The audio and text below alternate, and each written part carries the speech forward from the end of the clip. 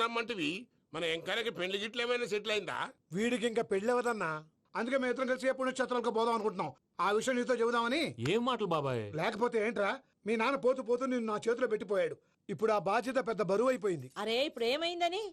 ఎంకన్నను బంగారం లెక్క పెంచితివి. పెంచితే సరిపోతుందా? వీడికి 20 సంవత్సరాల వయసు వచ్చినప్పటి నుంచి సంబంధాలు చూస్తున్నాం. మొదట్లో వర్షాకాలంలో వర్షాలలాగా విపరీతంగా వచ్చాయి. తర్వాత ఎండాకాలంలో వర్షంలాగా అప్పుడప్పుడు వచ్చాయి.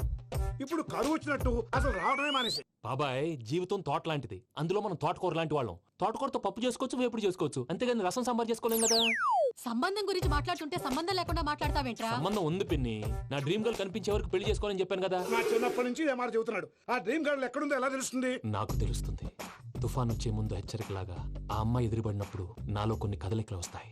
తను నా దగ్గరకు వస్తుంటే గాలిలో గులాబీ పూలు వాసన వస్తుంది. అంతెందుకు, ఆకాశంలో సూర్యుడు 1000 రెట్ల కాంతితో నా పక్కన నిలబడినట్టుంటుంది. సూర్యుడు పక్కన నుంచుంటే కనిపించేది అమ్మాయి కాదు, యముడు. నీ ఫ్రస్ట్రేషన్ నాకు అర్థమైంది. ఒక విధంగా పెళ్లి లేట్ అవడం మన మంచికే. మంచిగా? మరి ఇప్పుడు మన ఇంటికి వచ్చేది కోడిపిల్ల కాదు, ఆడపిల్ల. కోటి ఆశలతో వస్తుంది. అందుకే ఆమెకి ఏ ఇబ్బంది లేకుండా ఫ్లాట్ తో పాటు ఫర్నిచర్ కూడా కొన్నాను. రేపు నానో కారు కూడా వచ్చేస్తుంది. ఇప్పుడు నేను పెళ్లికి రెడీ. జస్ట్ నా డ్రీమ్ గర్ల్ కనపడమే లేటు. చూసావా అన్న, ఎక్కడికి వెళ్ళా మళ్ళీ ఆ డ్రీమ్ గర్ల్ దగ్గరికే వస్తాడు. వీడికి జన్మలో పెళ్ళేయట్లేదు. ఇక మన పోదాం పదవే. నేను పరిశ్రమ కుక మన ఎంకన్న జాతకంలో దోషం గిట్లుందేమో జర చూపిద్దాం.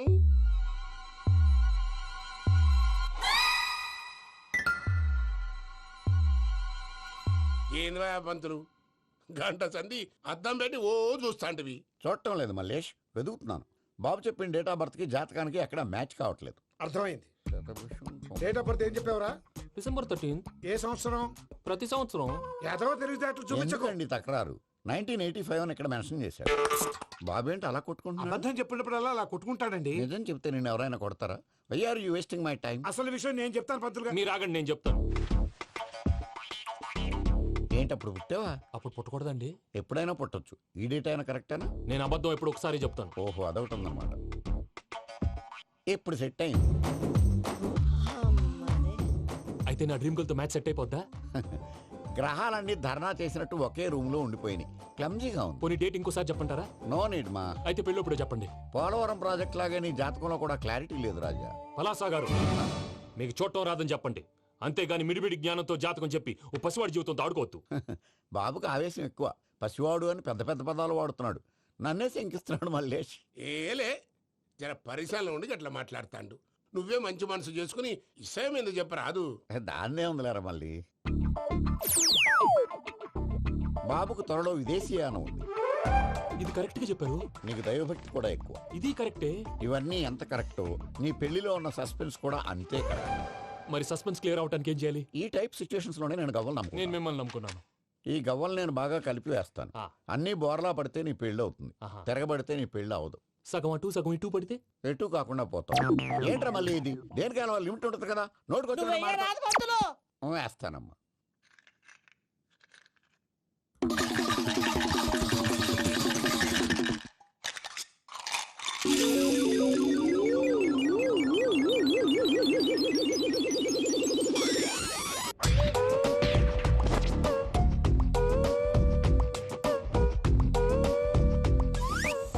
పోదకూడదు బాబు.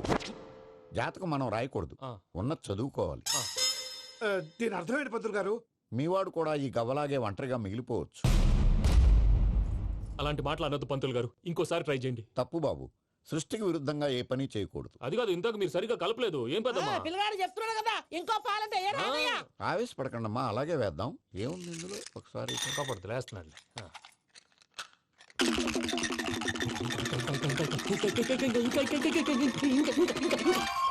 నువ్వు కల్.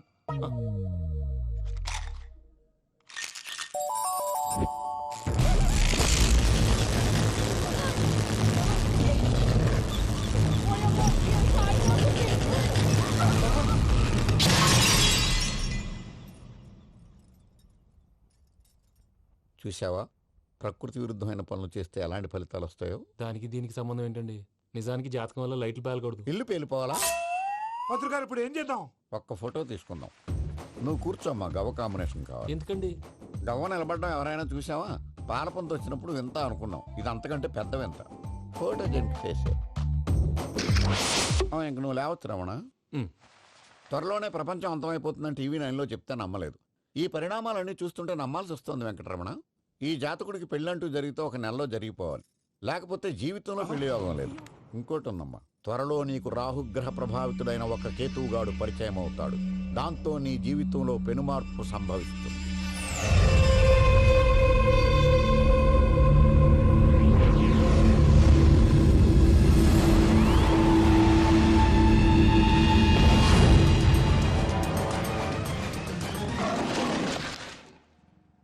Yo, mom!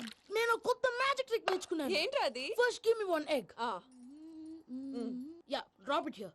ఆ. Now what? Abracadabra, abracadabra. ఏయ్, రెండు వచ్చినాయిరా. భలే ఉందిరా. మీ పప్ప కూడా చూపించరా, ఎంజాయ్ చేస్తారు. Oh, mom. ఆర్ట్ పెళ్లి తెలియని వాళ్ళకి చూపించినా కూడా వేస్టే. ఏమండి, పొద్దున్నే అంత సీరియస్ గా టీవీ చూస్తున్నారేంటండి? కాఫీ తీసుకోండి. ఏమండి, కాఫీ తీసుకోండి. అరే, ఏమండి? ఏమండి? పప్పి! ఏమండి?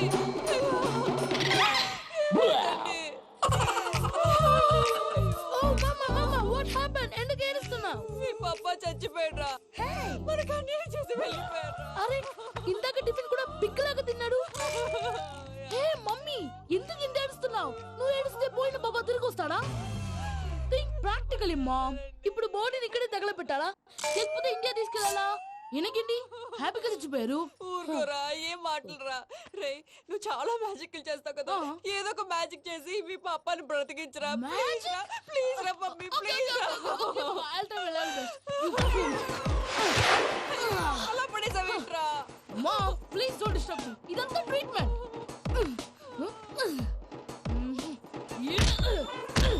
గట్టిగా కొట్టకురా, చచ్చిపోతారు. ఆల్రెడీ చచ్చిపోయాడు. ఇలా కొడితే బతికే ఛాన్స్ ఉంది. అవునా? Call pumping treatment. అయితే కొట్టు.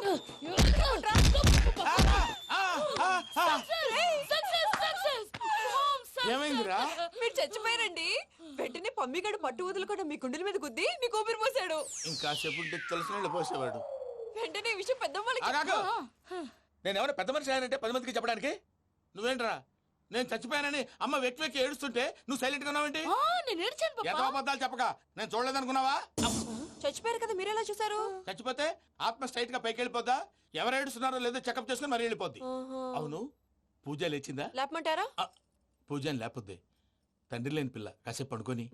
అన్నట్టు రేపు ఇండియా నుంచి కళాకారులు వస్తున్నారు ప్రోగ్రామ్ ఇవ్వడానికి. మనం కూడా వాళ్ళతో పాటు బయలుదేరాలి. నేను చెప్పారు కదండి. మరి ఇక్కడ నిల్చున్నావంటే సమర్థతలో పాపా, నేను ఇందాక ఏడవలేదని ఫీల్ అయ్యావు కదూ. ఈసారి చచ్చిపో, తప్పకుండా ఏడుస్తా.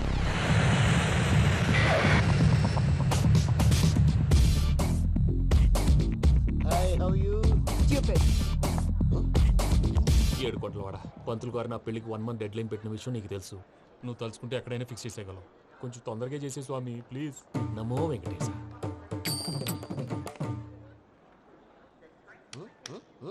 ఏంటి అది? ఇద్దెలీదా? అదే కదా అడిగేది. నామాలు శంఖం చక్రం అభయస్తం కటిముద్ర. నమో వెంకటేశ. మన వచ్చింది ప్రార్థన చేయడానికి, ప్రోగ్రామ్ ఇవ్వడానికి. ప్రార్థన చేసి ప్రోగ్రామ్ ఇవ్వడానికి భయ్యా. ఏంటి అట్కారమా? You know who I am? Single leg dancer Shaik Raj. Dhee దంచి కొట్టు దుమ్ము లేపు ప్రోగ్రామ్ లో ప్రభుదేవ నా డాన్స్ చూసి ఏమన్నాడో తెలుసా?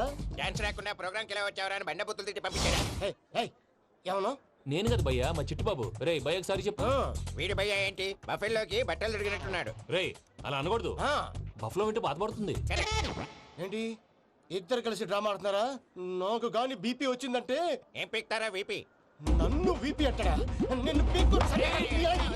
వెంకీ వెంకీ ఆగండి అయ్యా. ఏంటయ్యా, ఏంటి గొడవ? నేను కదా మూర్తి, చిట్టుబాబు భయ్య కొట్టుకుంటున్నారు. ఏంటయ్యా శేఖరా, ఇది ఆఖరికి బొమ్మతో కూడా గొడవ పడుతున్నావా? నోరు మంచిదైతే ఊరు మంచిది అంటారు. ఎలా ఉండాలో నాకు తెలుసు, ఏదో నాకు చెప్పక్కలా.